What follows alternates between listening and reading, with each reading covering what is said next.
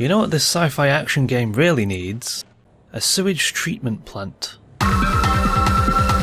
Residue processing is a widely detested part of Half-Life. The gameplay in this section largely consists of platforming through decrepit industrial areas, which somehow still functions despite taking place an entire day after the Black Mesa incident began.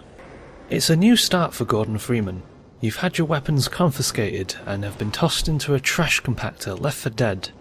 This back to basics start leaves you in a very vulnerable position, but you manage to grab a crowbar and dig yourself out of the shit.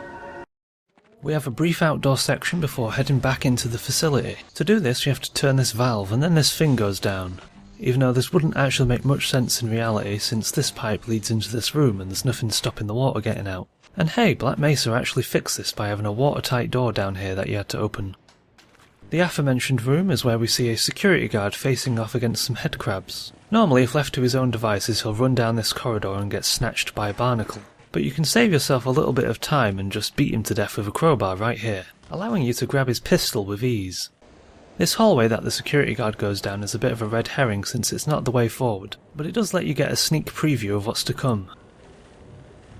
Once we go the right way, we get to do a little bit of platforming in the areas we got a sneak preview of just before.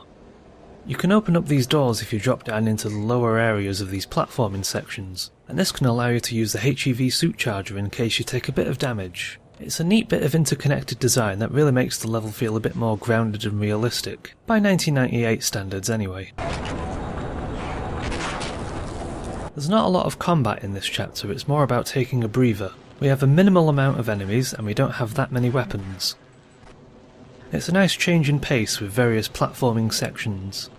Which makes sense because right before this we had to face off against the assassins. Instead we have an experience that focuses more on exploration, whilst also putting the player's jumping, swimming and navigational abilities to the test. To be fair though, some people might find the platforming rather tricky, especially on the sections with the conveyor belts, since you have to take into account the movement of the conveyor belt as well as your own movement, but honestly I think you can very easily get the hang of it pretty quickly. Residue processing is also a bit similar to parts of Quake 2, with the conveyor belts and everything feeling very dark and industrial. Black Mesa's version of residue processing is mostly the same, but it does double down on this place being a waste processing facility. And now we have a river of pooey brown water to swim in. Lovely. Personally, I don't think residue processing deserves all of the hate it gets online. I can see why some people might not like all of this platforming,